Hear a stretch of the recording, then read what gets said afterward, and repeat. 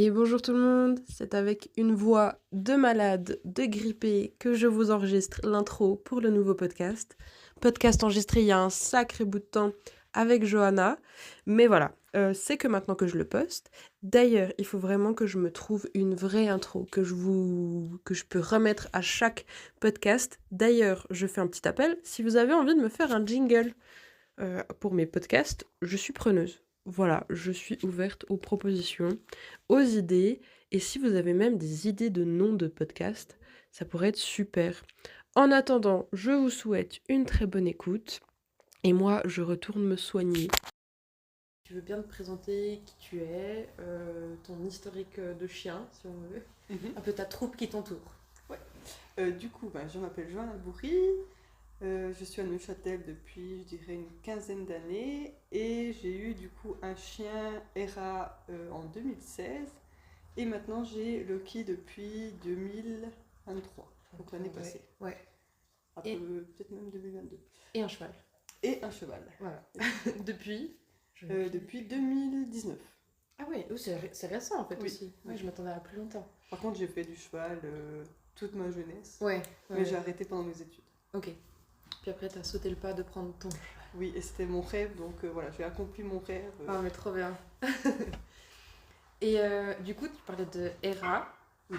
Donc, c'est ta première chienne. Oui. Que t'as pris avec Jérémy aussi. Oui. Déjà, vous étiez déjà ensemble. Oui, ça fait un moment que vous êtes ensemble, Oui, les oui. deux. Oui, donc... Depuis 2008. Ah oui, clairement. C'était une décision à deux ou bien c'était surtout un souhait de ta part? Alors, c'était assez rigolo parce qu'en fait, j'ai un peu découvert que Jérémy aimait aussi beaucoup les chiens. Ok. Et du coup, c'était plutôt moi qui ai demandé. On s'est aligné sur le fait qu'effectivement, ça serait chouette d'avoir un chien. Et on a choisi plutôt un chien qui lui plaisait à lui, dans le sens où lui, il aimait les bulldogs. Ouais. Moi, un peu moins. Ok. Mais toi, c'était un peu l'envie du chien, mais un peu peu importe lequel? Ou bien Oui, quand même... d'avoir un chien. Ouais, c'était d'avoir un chien. Oui. Ouais. Et comment ça fait la recherche, les questionnements, tout ça? Alors, j'avoue on s'est pas beaucoup questionné. Ok. Une fois qu'on a compris que les deux on voulait un chien, on a cherché et on a vraiment trouvé Hera par hasard sur Facebook, Ok. où les personnes la donnaient. Ouais. Et on a vraiment dit ok, on va la chercher. Donc voilà, sans réflexion. Et j'avoue maintenant avec Loki, j'ai beaucoup réfléchi, beaucoup regardé de vidéos, etc. Alors que Hera, on a fait ça un peu d'une manière spontanée. Ouais. Que je recommanderais pas. Ok. Ouais, puis du coup, en fait, quand elle est arrivée chez vous, il n'y avait rien de préparé en termes de matériel non plus. Alors, ou bien quand même... Ouais, quand même, on avait trouvé un panier, gamelle, etc. Mais en soi, pas forcément. On n'avait pas vraiment tout réfléchi. Ouais. Mais du coup, elle est arrivée, elle était chiot encore? Non, elle avait 4 ans et elle avait eu 4 propriétaires en tout. Ah oui. Donc là aussi, c'est... Okay. Voilà, elle est arrivée... Je dirais qu'au bout de peut-être un mois, elle s'est vraiment attachée à nous, mais au début, on voyait que c'était j'anthropomorphise un peu, mais c'était voilà, de nouveau, je suis abandonnée et je repars dans une autre maison. Ouais. Et t'as l'historique un peu parce que 4 familles, c'est quand même pas rien. Ouais, franchement, on n'avait rien du tout. Ouais. Ce qu'on peut penser, c'est que dans la dernière famille, on pense qu'il y a eu un problème avec les enfants. Okay. Et que c'est pour ça qu'ils ont voulu la donner vraiment vite. Prenez-la et on s'en fiche un peu. Ok. Ah ouais, carrément. Mais on pense, on n'est pas sûr. Et on avait déjà un peu discuté hors podcast, mais tu m'avais dit que c'était pas la chienne la plus facile comme premier chien. Effectivement, parce que justement, on a découvert au fur et à mesure déjà que les enfants c'était impossible. Ouais.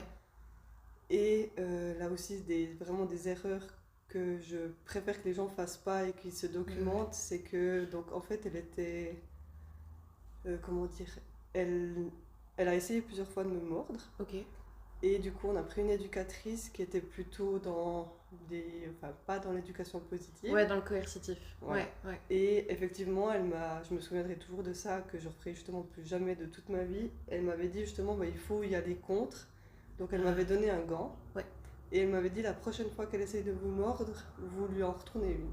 Wow. Et malheureusement, c'est ce que j'ai fait, parce que je pensais que c'était ça qu'il fallait faire. Ouais. Effectivement, elle m'a plus jamais mordu. Mais la confiance, elle est brisée, quoi. Ouais, c'est ça, c'est que vous êtes entré du coup dans un rapport de force, d'intimidation, quoi. Ouais. Exactement. C'est une erreur que je me suis faite avec mon premier chien, tu sais. C'est où il faisait beaucoup de protection de ressources et du coup, quand on s'approchait de sa gamelle sans même s'y intéresser, mais juste le fait de passer à côté, il se retournait contre nous.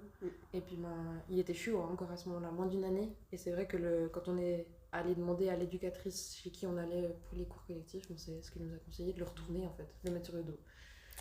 Une fois, pas deux. Hein. Ouais, mais enfin, c'est un peu les erreurs de débutants. Et puis c'est un peu...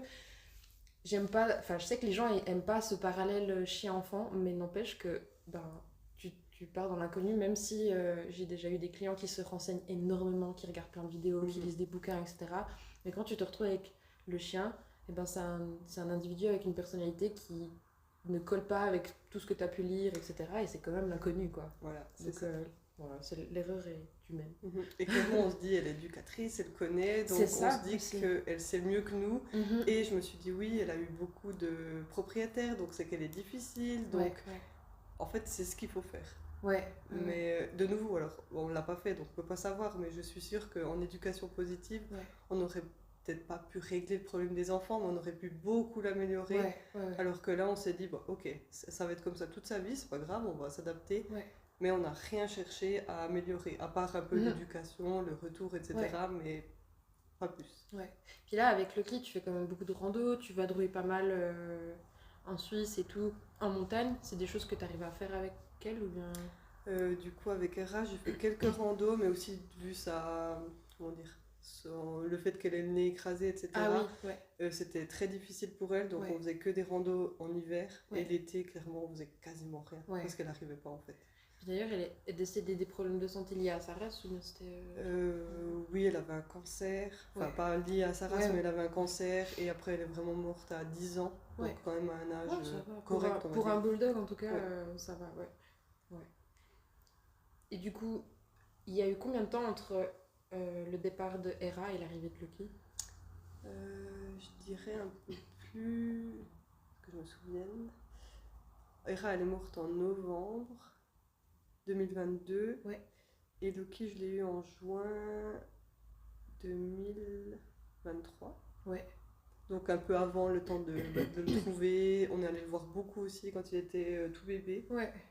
Donc voilà, je dirais qu'il y a eu quelques mois. Comme ça, aussi le temps de la réflexion. Puis du coup, c'est là aussi où tu as pris le temps de plus te renseigner ou c'était quoi un peu la démarche dans ce laps de temps?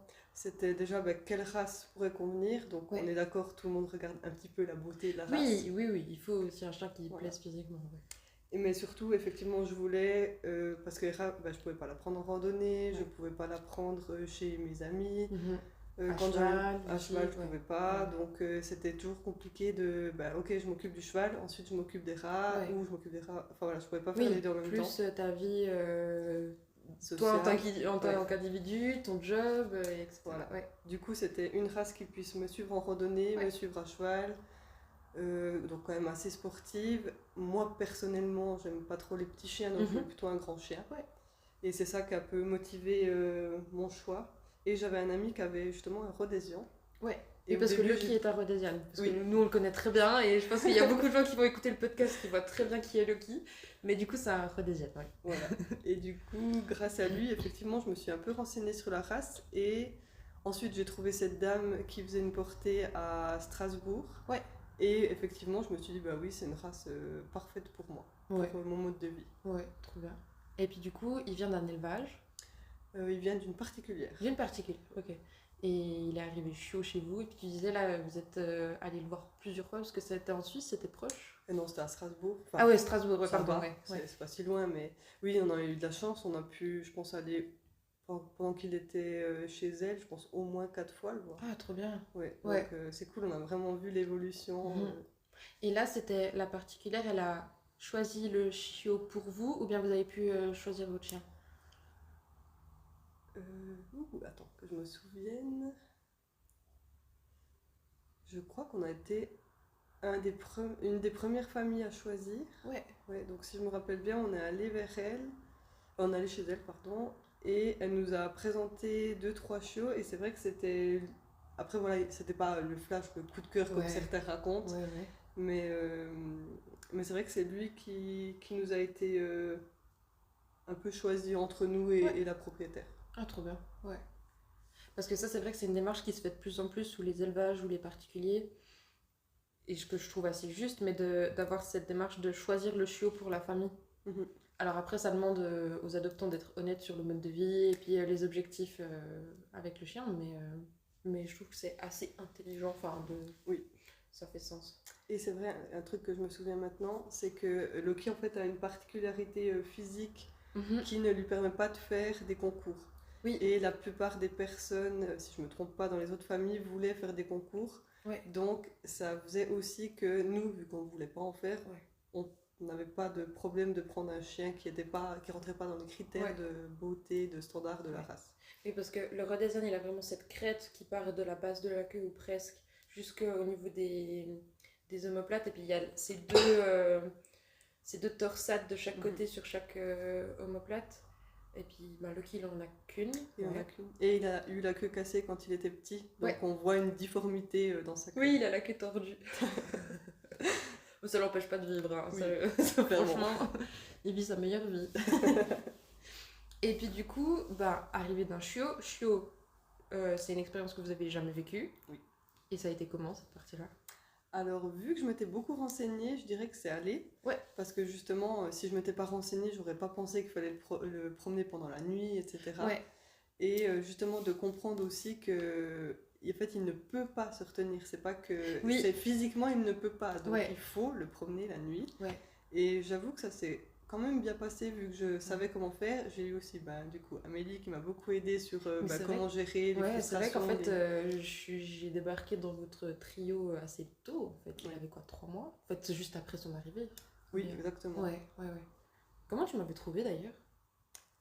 Je pense, je vais pas dire de bêtises, grâce à Julie. Ouais. Julie ou... J'ai pas une très bonne mémoire. Alors pas Julie, ma collègue, hein, mais non, Julie... du coup, ma collègue du cheval. Oui, ta collègue du cheval, voilà. Ouais. Et puis là, ça se passe super bien la phase chiot, mais il y a un moment donné où tu remarques qu'il y a des soucis au niveau de la solitude. Oui, exactement. Donc c'est vrai que je m'étais renseignée, donc je savais comment faire pour lui apprendre la solitude. Oui. Et en fait, je remarquais que ça marchait pas, donc je me disais, je fais faux. Et en fait, non, je faisais, on va dire, juste, mais effectivement, Loki avait une particularité qui faisait qu'il avait vraiment de l'anxiété de séparation. Ouais. Donc là, j'ai dû contacter vraiment une spécialiste qui m'a aidée durant... Là aussi, c'est des choses, je trouve que quand on prend un chiot, il faut se dire qu'il y a des choses qui vont pas aller et il faut tout faire pour que ça aille. Donc j'ai dû prendre quelqu'un qui m'a coûté clairement de l'argent, beaucoup d'investissement, et ça s'est fait en plusieurs mois pour qu'il reste seul, alors que la plupart des chiots, peut-être qu'en 3 semaines, c'est plié. Oui. Et clairement, Loki, c'était des mois et des mois et des mois. Ouais. Mais volontiers, si tu m'envoies le contact, comme ça, je peux le mettre en description du podcast, comme ça, si jamais les gens ils ont des problèmes aussi avec ça, ils pourraient la contacter, parce que c'est vrai que tu m'avais montré le programme qu'elle t'avait préparé, c'est hyper détaillé, c'était hyper précis, c'était vraiment semaine par semaine, limite jour par jour, d'avoir des exercices à mettre en place, etc. Donc franchement, déjà c'est un job de fou de faire ça en tant qu'éducatrice, de préparer tout ça, mais ça a payé. Voilà, vraiment. Mais c'est clair qu'il y a beaucoup de gens qui se rendent pas compte, qui disent trop bien, on va prendre un chiot, oui, il faudra faire de l'éducation, mais qui sont pas préparés à ce qu'il y ait justement des soucis soit de comportement ou d'éducation un peu plus poussés. Et du coup, c'est vrai qu'il y a beaucoup de gens qui sont pas prêts à investir du temps aussi, parce qu'il y a de ça, hein, du temps et de l'argent pour qu'ils aient un chien bien dans leurs pattes. Et malheureusement, il y en a plusieurs propriétaires qui décident de tout simplement pas faire les démarches et qui se contentent de... En fait, un peu comme vous aviez fait, mais d'adapter l'environnement ou le rythme de vie pour faire... pour que ça roule, quoi, au final. C'est pas une mauvaise chose, mais c'est clair que d'un point de vue confort aussi du chien, bien-être et puis cohabitation, c'est un bon investissement que vous avez fait. Effectivement. Pour les voisins aussi peut-être, parce que... Aussi, oui, effectivement, les voisins, et oui, je pense que quand on l'a pas vécu, on se rend pas compte, mais c'est du stress dans le sens où il fallait que je rentre quand la personne me ramenait le chien. Je peux pas aller aux courses, je peux pas... En fait, on peut rien faire. Et il faut tout se calquer sur quand le chien revient à la maison, puisque j'ai eu la chance de te trouver pour le prendre. Mais clairement, c'est... Voilà, je pense qu'on s'imagine pas maintenant, justement, d'aller au restaurant, de pouvoir le laisser 2, 3 heures, 4 heures tout seul, sans problème. C'est incroyable.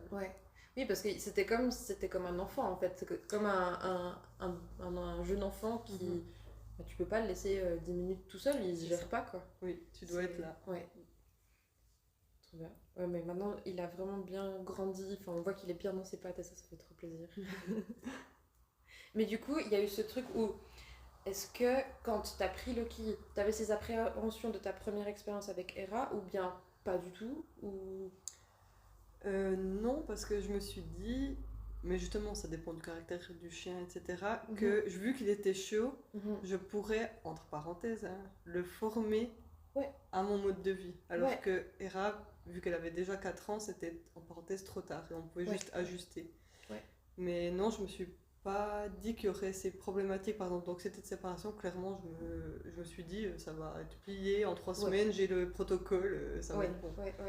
Donc, Mais t'avais des appréhensions par rapport à ta première expérience ou d'agressivité ou comme ça, ou c'était un peu un stress quand même ou... Non, j'avoue, comme je m'étais bien renseignée et que j'avais justement plusieurs personnes avec qui je pouvais discuter, j'ai pas eu forcément... J'avais peut-être peur de rater, peur de l'échec, mais je me suis dit que ça allait bien se passer. Trop bien. Bah, c'est cool, t'as fait table rase et puis on repart à zéro. C'est cool ça. Je voulais aussi aborder un sujet avec toi parce que Loki c'est quand même un grand chien. Oui. Il fait combien 40 kilos. 40 kilos, voilà. Et il a quand même cette tête un peu molossoïde, qui est imposante. Est-ce que ça c'était pour toi une inquiétude, le regard des autres, lié à la race ou tu t'en es rendu compte tout d'un coup que les gens regardaient ton chien d'une certaine manière? Pas forcément, en fait, c'est vrai que je ne l'ai pas dit au début. Au début, je voulais un Amstaff. Et du coup, clairement, là, je m'attendais à la réaction des gens, au regard, etc. Mais finalement, je suis partie sur une autre race parce que pour moi, niveau réglementation, on ne peut pas les prendre partout, il faut leur mettre la muselière. Je me suis dit, ça va être trop compliqué. Et mon but, c'est de voyager. Avec Loki, on est déjà allé en République tchèque, en Bretagne, etc. On a envie de voyager en Europe. Donc je me suis dit, j'ai pas envie de me mettre cette barrière de il faut encore que je regarde où est-ce que je peux aller avec mon chien.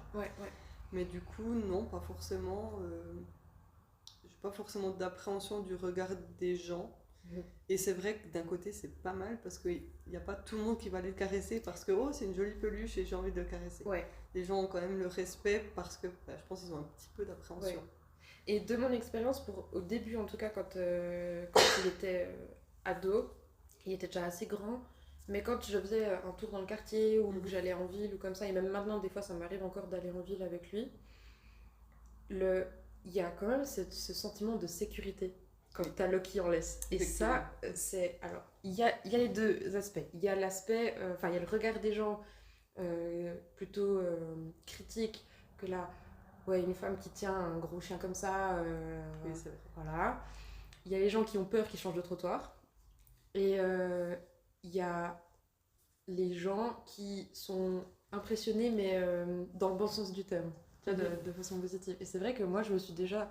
Enfin, moi, je sais que si je vais en ville avec Loki le soir, et puis que je dois passer un peu dans une rue qui m'intimide, où je me sens pas en confiance, j'ai Loki, c'est bon. Enfin, même si c'est un amour de chien et qui fera jamais rien, c'est vraiment... Je pense qu'au contraire, il partira en courant. Oui. Tu lui fais boue, il a...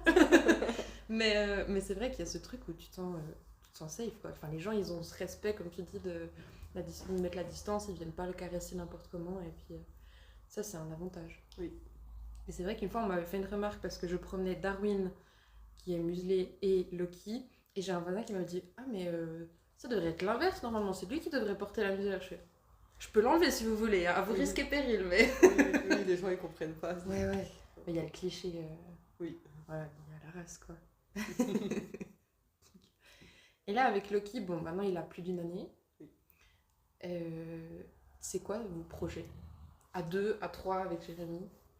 Alors, ce qu'on aime bien faire tous ensemble avec Jérémy, c'est d'aller justement dormir dans notre voiture. On adore faire des petits road trips, dormir dans notre voiture et on aimerait vraiment voyager en Europe. Ouais. Donc, j'aimerais vraiment aller en Norvège, en voiture, avec Loki. Excellent. Donc, on sait qu'il nous faudra au moins 3 semaines. Mhm. Et sinon, c'est vraiment de visiter l'Europe avec Loki, de pouvoir le prendre partout et de profiter avec lui. Trop bien. Et de faire, moi, Loki et mon cheval, des randonnées. Peut-être aller dans les métairies, manger un petit truc, faire... Voilà. Ah oui, vraiment des grosses randos, pas juste des balades comme tu fais maintenant. Oui, exactement. D'ailleurs, sujet Loki et cheval, je sais plus le nom de ton cheval. Mikado. Il y a eu cette période où Loki ne supportait pas que tu sois sur ton cheval. Oui, clairement. C'était un sujet. Effectivement. Donc en fait ça aussi je ne m'attendais pas du tout en fait. Ouais. Donc je suis simplement montée sur mon cheval et je me suis dit que ça irait puis que Loki suivrait. Oui. Et en fait pas du tout. Loki, je pense qu'il paniquait vraiment de me voir dessus. Ouais. Donc il essayait de sauter sur mon cheval, il devenait franchement complètement fou. Ouais. Et là aussi, pareil, je me suis dit en fait il faut lâcher prise. On va faire petit à petit. Ça va Loki. Poser Loki. Viens à ta place. Donc on a vraiment fait petit à petit. Mon copain m'a aidé, donc a tenu Loki pendant que moi j'étais sur le cheval, l'a récompensé quand justement il n'avait pas de réaction. Ouais. Et on a aussi, grâce au groupe que j'ai à Chaumont où il y a mon cheval, on a fait des balades en fait tous ensemble. Ouais. Et le fait d'avoir d'autres chiens, Loki en fait il déconnectait de moi et il jouait avec les autres chiens. Ah, mais trop bien. Donc c'était parfait. Et maintenant, je pense qu'on est vraiment tout bon de ce côté-là. Donc, je vais pouvoir vraiment faire des balades. Et j'en ai fait une d'ailleurs récemment où j'ai même pu galoper. Parce que là aussi, des fois, la prise de vitesse, ça peut amener certaines réactions. Et franchement, super. Ah, mais génial. Parce que, enfin, moi, je suis un peu comme toi où on y va au culot. Tu vois, bah là, dernièrement, je suis allée faire du traîneau avec toute la garderie.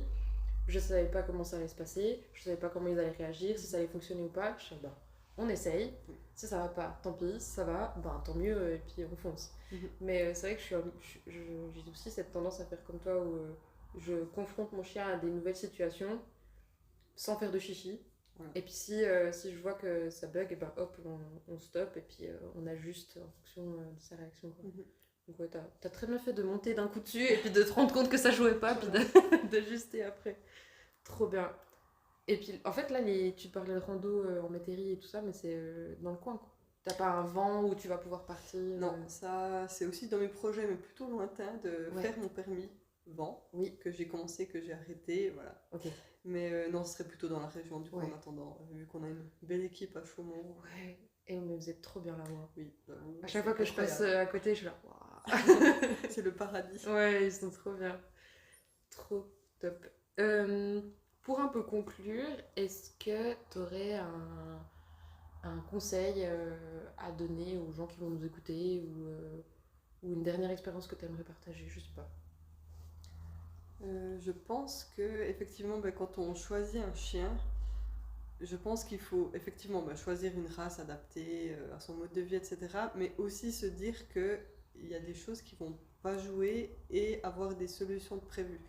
Donc voilà, je ne juge pas les personnes qui vont peut-être se dire que ça ne va pas et redonner son animal, etc. Ça, c'est pas un souci. Et je pense que ça peut être il faut le faire si on se rend compte que c'est impossible pour soi, plutôt que d'abandonner, etc. Ouais. Mais juste se dire qu'il y aura peut-être des gros problèmes et il faudra trouver des solutions. Ouais. Et voilà, parce que clairement pour l'anxiété de séparation, j'aurais pu juste le laisser et se dire que oui, au bout de 2-3 mois, il va arrêter d'aboyer, de tourner, de paniquer. Mais pour moi, c'était pas le truc à faire puisque je voulais avoir une relation de confiance avec lui, puis qu'on puisse partager des bons moments. Et là, clairement, il n'aurait pas compris pourquoi je le laisse tout seul et qu'il panique et que je ne fasse rien pour lui. Est-ce qu'on peut résumer ça par s'attendre à tout, mais pas au pire, on va dire. Mais voilà, se préparer à toute éventualité et puis se renseigner au maximum. En amont. Ouais. J'ai même certaines personnes là qui m'ont contacté même avant l'adoption, qui avaient ce projet chien, mais qui ne savaient pas où se renseigner parce que justement Internet est une mine d'informations gigantesques et des fois c'est difficile de faire le tri. Oui. Donc ça peut être aussi une bonne astuce. Et je crois que je ne l'ai jamais conseillé dans les podcasts, mais de se tourner vers un éducateur, une éducatrice qui ont des méthodes qui correspondent à vos critères, à votre éthique. Et puis ça peut être pas mal. Voilà.